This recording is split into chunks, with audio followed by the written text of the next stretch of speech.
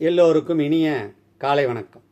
இன்று ஒரு சிந்தனை என்கின்ற இந்த யூடியூப் சேனலின் வழியே இறையொருளால் நாம் தினந்தோறும் சந்தித்துக் கொள்வதும் ஆர்எம்எஸ் அஸ்ட்ரோ அகாடமியின் வழியே ஜோதிடத்தை சிந்தித்துக் கொள்வதும் மற்றற்ற மகிழ்ச்சியை தருகிறது.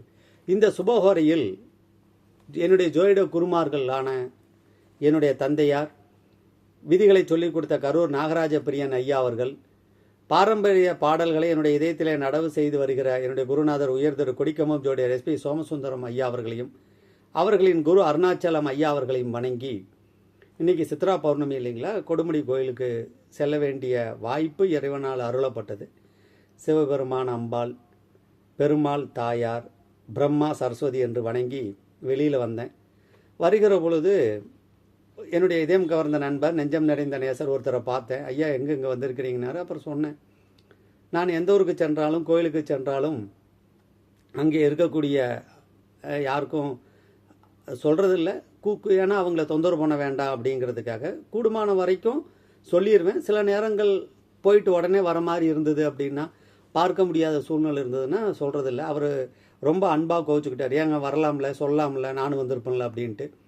சில விஷயங்கள் அப்படியே கோயிலுக்குள்ளே பேசிகிட்டு இருந்தோம். அங்கே இருக்கக்கூடிய தேவ தீர்த்தம், பிரம்ம தீர்த்தம் அப்படின்னு சொல்லிட்டாங்க. அதை பற்றியா விவாதிச்சுட்டு இருந்தோம், பேசிகிட்டு இருந்தோம். கொடிமரத்துக்கு மேலே இருக்கக்கூடிய ராசி மண்டலங்கள், சனீஸ்வர பகவானுடைய சிறப்பு, கொடுமுடியில் என்ன, இது மாதிரிலாம் பேசிகிட்டு இருந்தோம். அப்போ அவர் ஜோதிடர், நிறையா படிச்சிருக்காங்க.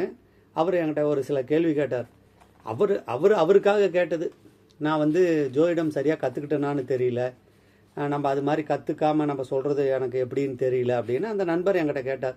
அதுக்கு ஏதாவது ஜாதகத்தில் அல்லது ஜோசியத்தில் புத்தகத்தில் அதாவது கூடுமான வரைக்கும் நான் நல்லா கற்றுக்கிட்டேன், இன்னமும் ஆலங்காட்படணும்.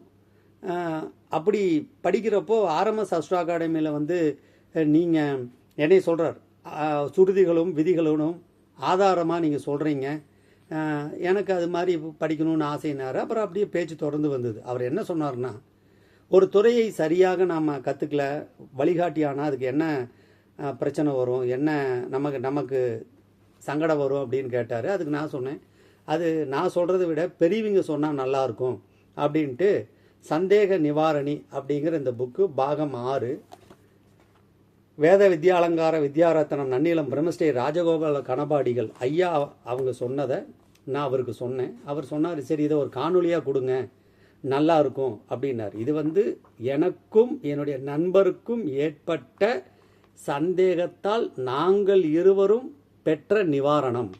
அதை உங்களிடத்தில் பகிர்ந்துக்கிறதுல ஒரு மட்டற்ற மகிழ்ச்சி அடைகிறேன், அவ்வளோதான். இதில் பக்கம் 141 496வது கேள்வியாக வருது. இது இப்பயும் இந்த புத்தகம் விலைக்கு கிடைக்குது. சந்தேக நிவாரணி முதல் பதிப்பு 2009 வந்தது. ரொம்ப அருமையான புக்கு. வைதிக ஸ்ரீ ஆழ்வார்பேட் சென்னையில் இருக்காங்க, இப்பயும் வெளியே வந்துட்டுருக்கு. அதில் ஐயா அவங்க சொல்கிறாங்க, கேள்விக்கு பதில், ஜோதிடம் மருத்துவம் முறையாக கற்றுக்கொள்ளாமலே பல ஜோதிட பலன்களை சொல்கிறாங்களே, வைத்தியம் செய்கிறாங்களே, அதை பற்றி உங்கள் கருத்து என்னன்னார். இதே கேள்வியை தான் என்னுடைய நண்பர் கேட்டார். நான் அவருக்கு என்னுடைய பதிலை சொல்வதற்கு பதிலாக சாஸ்திரத்தில் ஆலங்காட்பட்டு நிறைய சாஸ்திர ஞானமிக்க பெரியவர், வேத வித்யாலங்கார வித்யாரத்னம் நன்னிலம் பிரம்மஸ்ரீ ராஜகோபால கணபாடிகள் ஐயா அவங்க சொன்ன பதிலை நான் அவருக்கு சொன்னேன். இது எங்களுக்கு 2 பேர்த்துக்குள்ளே நடந்த சம்பாஷணை. நாங்கள் 2 பேர் சந்தேகம் வந்தது, பேசிக்கிட்டோம். எங்களை நாங்கள் எப்படி அதில் இன்னமும் அந்த துறையில் ஆலங்காட்பட்டு படித்து அடுத்தடுத்து எங்களை மெருகேற்றிக்கணும், தொடர்ச்சியாக முயற்சி பண்ணணும், பயிற்சி எடுத்துக்கணும் அப்படிங்கிறத இந்த பதில் எங்களுக்கு ஒரு தூண்டுகோலாக இருந்தது. அது மற்றவங்களுக்கு ஒரு தூண்டுகோலாக இருக்கணும்னு நான் நினைக்கிறேன். ஜோதிஷம் என்பது வேத புருஷனுக்கு கண் என்னும் ஒரு உறுப்பு. நான் அதை அப்படியே படிக்கிறேன் பதிலை. இந்த சாஸ்திரத்தை நன்கு முறையாக கற்றுக்கொண்டு தேசத்திற்கு ஜனங்களுக்கு தேவையான விவரங்களை தன்னலமின்றி சொல்வதே ஜோதிடர்களின் பொறுப்பு. இவ்வாறு நமது உடலுக்கு ஏற்படும் நோய்களை தீர்த்து ஆரோக்கியத்தை தரும் மருத்துவர் தெய்வத்துக்கு சமமானவங்க. அதனால அவங்கள 2 பேரும் வணங்கத்தக்கவர்கள். ஆனாலும் சிலர் தானும் புகழடைய வேண்டும் என்ற ஆசையில் அங்கும் அங்கும் கேள்விப்பட்டதை கொண்டு ஜோதிஷத்தையும் மருத்துவத்தையும் மக்களுக்கு வழங்குகிறார்கள். இவர்களும் ஜோதிஷம் மற்றும் மருத்துவத்தையும் நன்கு கற்றுக்கொண்டு மக்களுக்கு சேவை செய்தால் உசிதமாக இருக்கும் அப்படின்னு சொல்கிறாங்க ஐயா அவர்கள். அதை நல்லா கற்றுக்கணும் அப்படிங்கிறது ஒரு பாயிண்டாக ஐயா அவங்க சொல்கிறாங்க. அதில் நாரத புராணம் 12வது அத்தியாயம் 64வது ஸ்லோகத்திலேருந்து ஐயா அவங்க ஒரு எடுத்துக்காட்டு போட்டிருக்காங்க. இந்த புத்தகத்தை நீங்கள் வாங்கி படிக்கலாம். சம்ஸ்கிருதத்தில் இருக்குது வடமொழியில். பிராயசித்தம் சிகித்சாம் ச ஜோதிஷம் தர்ம நிர்ணயம் வினா சாஸ்திரனே யோ பிரியாத் தமாஹூர் பிரம்மஹா துகம் அப்படிங்கிறான். செய்த பாபத்துக்கான பிராயச்சித்தங்கள், மருத்துவம், ஜோதிஷம், தர்மசாஸ்திர நிர்ணயம் ஆகியவற்றை முழுமையாக நன்கு தெரிந்து கொள்ளாமல் மற்றவருக்கு உபதேசித்தால் அல்லது உபயோகித்தால் அவர்கள் பிரம்மகத்தி தோஷத்தை அடைவார்கள் என்று நாரத புராணம் சொல்வதாக வேத வித்யாலங்கார வித்யாரத்னம் நன்னிலம் பிரம்மஸ்ரீ ராஜகோபால கணபாடிகள் ஐயா அவங்க சொன்னதை நான் ஏற்கனவே வாசிச்சிருக்கேன். இப்போ திரும்பவும் ஒரு வாசிக்கிற வாய்ப்பு என்னுடைய நண்பருடைய கேள்வியால் கிடைச்சது. எனவே நாங்கள் இருவரும் ஒரு பேசிக்கிட்டோம், நாம் இந்த இதுக்கு ஆளாயிடக்கூடாது, நாம் இந்த துறையில் நல்லபடியாக கற்றுக்கணும், அடுத்தடுத்து மூல நூல்களை படிக்கணும், நிறையா வாடிக்கையாளர்கிட்ட கேட்டு அவங்க அனுபவத்தை சேகரிச்சுக்கிட்டு அதுக்கு ஆதாரத்தை நாம் தேடணும், முறையாக பரிகாரங்கள் கோயில்களை சொல்லணும் அப்படின்னு சொல்லிட்டு இந்த சந்தேக நிவாரணி அந்த இதை அவருக்கு வாட்ஸ்அப்பில் அனுப்பிச்சேன். இப்போ அவரும் அதை படித்து சந்தோஷம் அடைகிறார். எதுக்கு சொல்கிறேன்னு கேட்டிங்கன்னா, அதை ஆலங்காட்பட்டு எல்லோரும் முழுமையாக தெரிந்து கொண்டு சொல்ல வேணுங்கிறது தான் எங்களுடைய உசிதம். அதுவே நல்லது என்பது ஐயா அவர்களுடைய கருத்து, எங்களுடைய விருப்பமும் அதுதான்.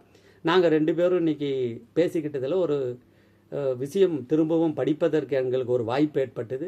திரும்பவும் எங்களை அந்த பாதையில் போகிறோமா இல்லையா அப்படின்னு எங்களை நாங்களே பரிசோதனை செய்து கொள்வதற்கு இன்றைக்கி இறைவன் எங்கள் 2 பேர்த்தையும் சேர்த்து வச்சு ஒரு பார்க்கக்கூடிய தருணத்தை வழங்கி எங்களை நேர்வழிப்படுத்தினான் என்று நாங்கள் நம்புகிறோம். அந்த நாரத புராணம் சொல்வதற்கு ஒப்ப எங்களுடைய வாழ்க்கை முறைகள், வழிமுறைகள், செயல்பாடுகள் இந்த துறையில் இருக்கும் என்று இறைவனிடத்தில் பிரார்த்திச்சிருக்கிறோம். எனவே ஒரு துறையில் ஈடுபடுகிற பொழுது அதனால் வரக்கூடிய புண்ணியங்களையும் பாவங்களையும் தெரிந்து கொண்டால், கஷ்ட நஷ்டங்களை உணர்ந்து கொண்டால், சுக துக்கங்களை தெரிந்து கொண்டால் நாம் அந்த பாதையில் சரியாக செல்லலாம் என்பது பெரியவர் ஐயா அவங்களுடைய வாக்கு. ஐயா அவங்கள நான் நேரில் பார்த்துருக்கேன் ஆழ்வார்பேட்டையில், அவங்களுடைய இல்லத்தில்.